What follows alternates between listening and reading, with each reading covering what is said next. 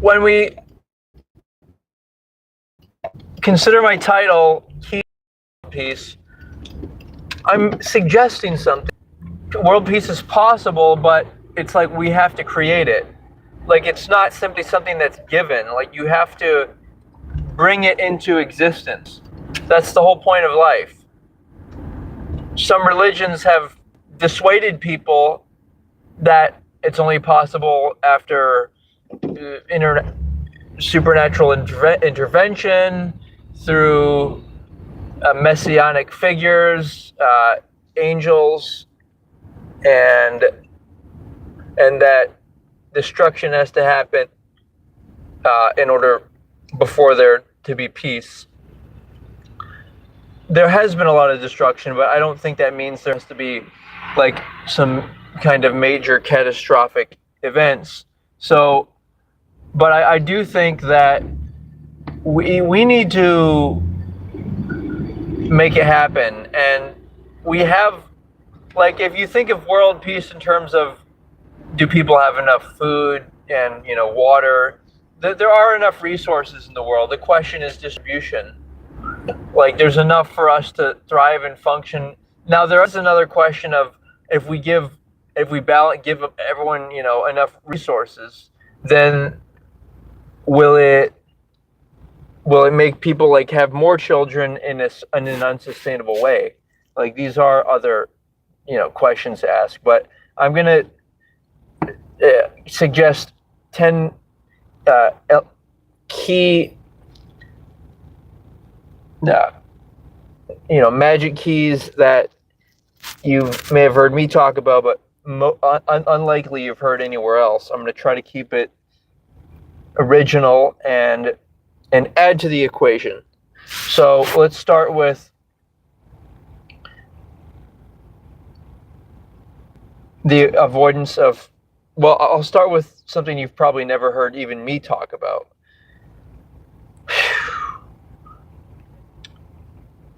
Let's see, something very unconventional.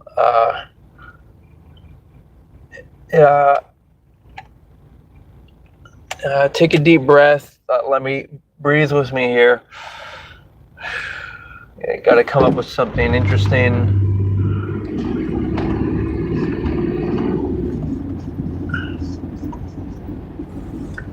How about the idea of focusing less on vehicles and wanting new possessions and like the newest stuff that may seem modern, but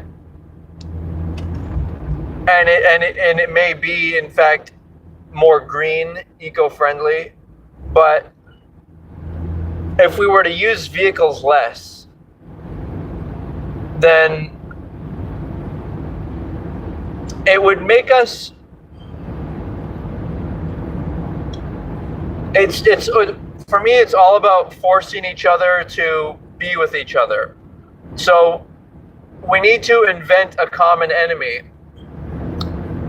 We need something that, because what happens when there are disasters, people come together to collaborate to create a solution and get back to stability. And of course, we don't want a huge natural or man-made disaster to occur that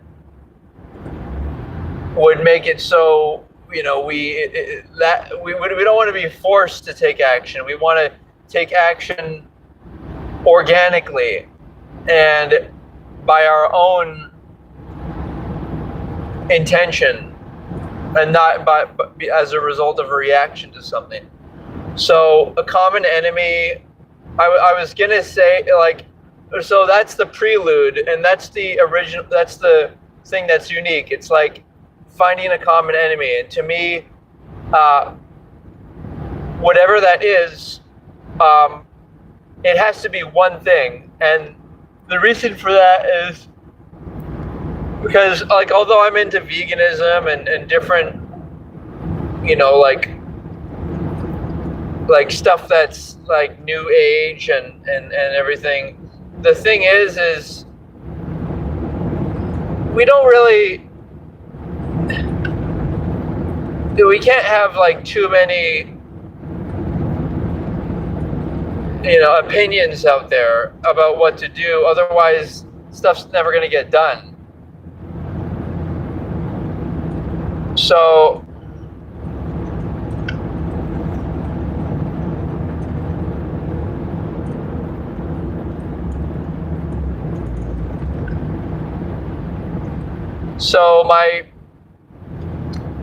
my first sense of things is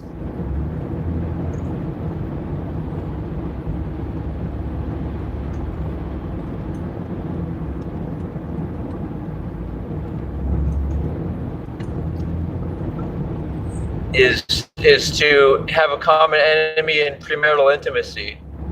And so how do we persuade people of that? So the first point is finding a common enemy, making it something that's not too many common enemies, otherwise we'll all still be in disagreement. Now, if you look at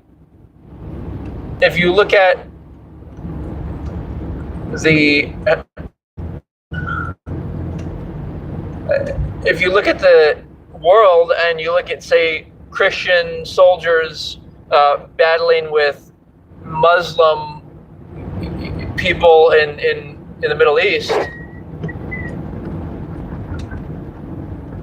you're looking at two people who are actually both into avoiding premarital intimacy.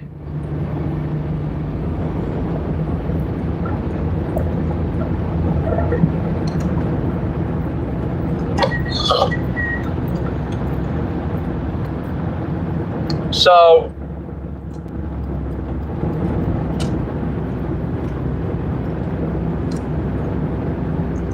the goal is to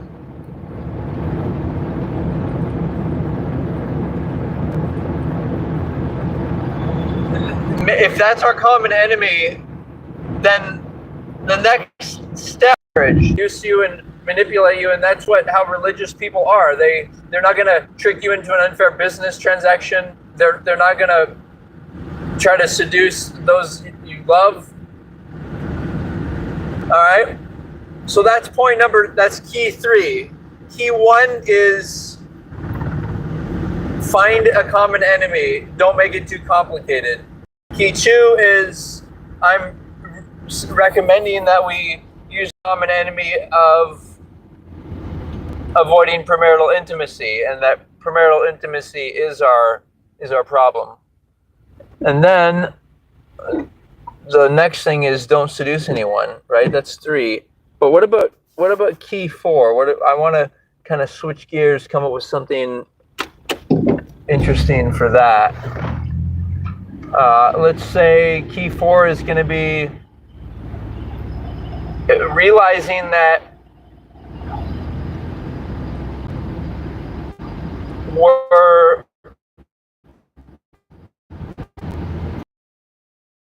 alone in the universe. Like, don't rely on the government to tell you things. Realize the government can only say so much. They got a lot of red tape, a lot of political games, a lot of people who threaten each other, like people who bribe. You can't expect that much from them. The diplomacy and everything, and what we're going to soon, I imagine, go to a interplanetary, intergalactic level where we're actually benefiting from benevolent intelligence out there. Maybe they're humanoid, maybe they're not. I think there's a lot of humanoid intelligence out there, from what I understand. But the thing is, guys, is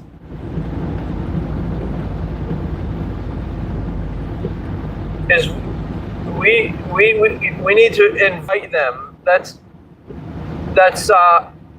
in fact, there's a video link below that explains the best way I've heard it about the reality of what's going on out there in the universe, the good and the bad extraterrestrials. But essentially, they're not allowed to help us unless we request it. It's a non-interference agreement. Because if we don't request it, then it's like violating our free will, right? Even if they are benevolent. That's their logic. So the thing is, key number 4, invite it. Invite people to interplanetary. Let's make our understanding of the universe a more grand.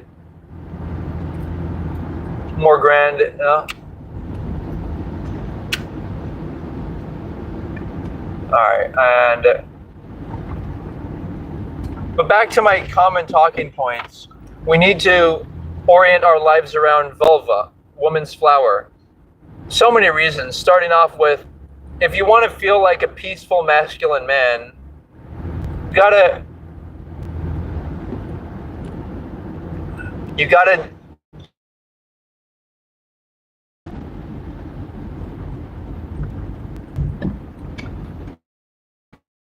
the idea of vulva. Yeah. And the idea that that's the only way to have a peaceful life, because human bodies are imperfect. Sometimes the woman's vaginal canal is disproportionately larger than the man's, average penis size, and then you have breasts. Now, breasts are,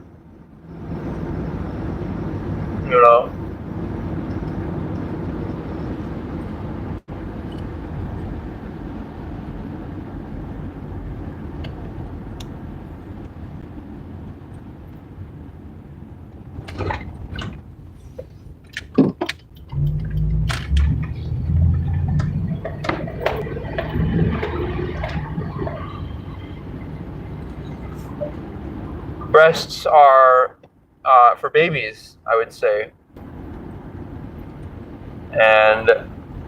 But as men, like, what do we rather suck? Women's nipples or women's vulva? So I think the vulva it's like, why wouldn't we want to give women a blowjob? You know what I mean? As men. And many men do, are up for it, but the thing is, you need to select a woman that you'd be into doing that with, and that has to do with skin color, hygiene, whether she has, not too much fat on her legs so that her vaginal area can breathe and aerate, and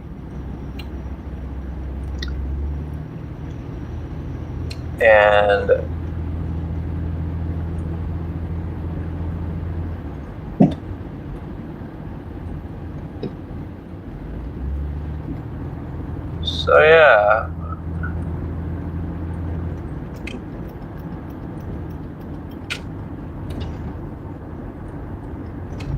So basically, it just turns into this question of, like, what do we?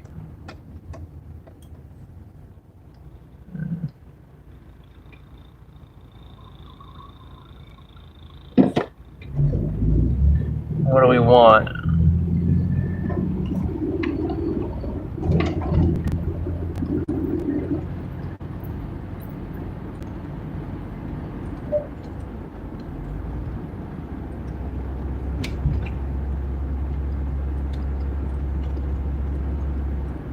Well, we want world peace, right? And that means that whatever we're doing now is not working. Like, people, okay, this is going to be my key number 5. When the problem is that people think in too tribal of a way. What I mean by that is they think that, oh, everything's fine in our, say, little, state or country, so that's all right. We don't have to worry about anything, and we can enjoy the enjoyments of life. The luxuries of lifetime. For example, it takes time to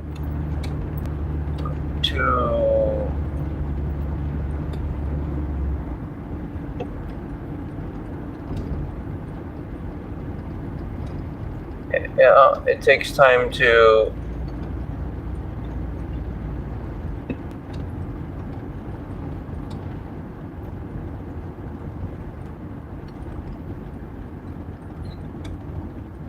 change your identity. And this is getting into this whole identity thing. So basically, what is happening is they're identifying as, they're focusing more on their identities. The problem is, for example, if you're really into, like, I'm black, trouble is you're going to prioritize other black people, and instead of prioritizing, say, competence or decency. So there's going to be some indecent people who have darker skin and they're black, and as a result,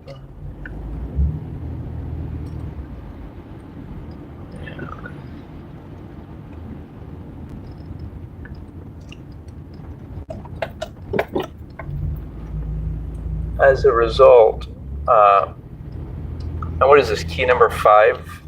So it's going against tribalism and going towards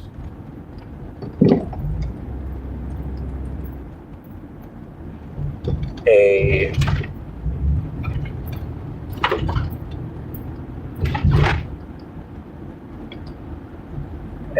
world of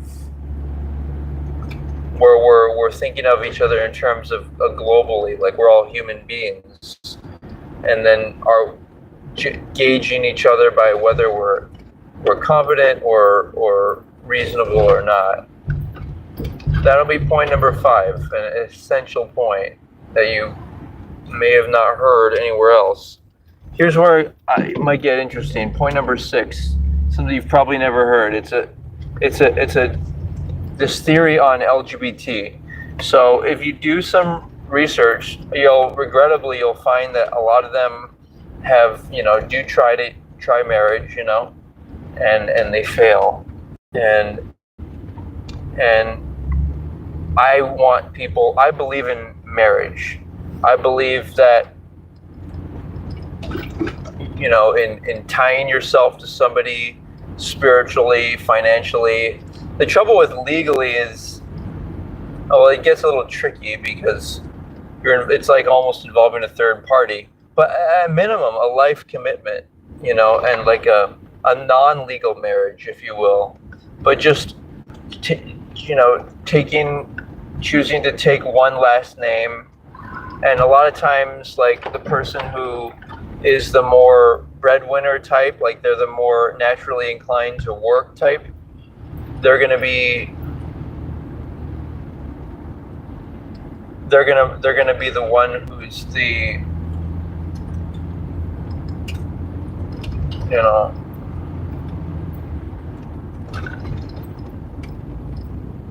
they're gonna be the one who wants to have the last name be taken.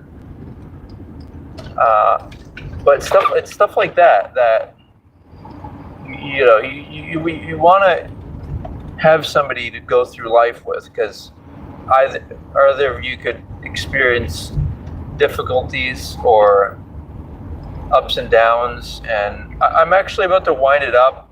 That was 6 solid keys, but the conclusion here on the LGBT is they need to, I like a lot of the positions of conservatism on the right wing, but they need to find a place for LGBT who actually want to be more dignified and don't just want to be like on the left, like on the left, they're all about like, oh, we can do whatever we want, we can, you know,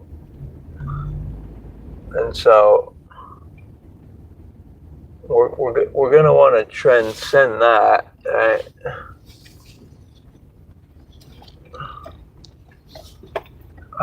Okay, let's why don't we wrap up here? But we're gonna talk more. I've given you 6 keys. You know, LGBT. All I ask is, and it would be nice if I was, because then it would help give me some more credibility to, you know, on this talking point. But the reality is, they need to learn to, you know, prove the Christians wrong and the Republicans, prove them that they can get married even better and more lovingly than the Christians' current rate is, and just avoid premarital intimacy, because that reduces the likelihood that you'll have the discernment and judgment to pick the right person. A lot of this has to do with masturbation, self-intimacy. And that'll be your bonus key number 7 here. That is the solution. And by the way, I talk a whole lot about all this on my TikTok channel, Team Shieldheart. And if you go to shieldheart.org, you'll find all these ideas written down, and it's exciting. But let's talk more. Aloha for now.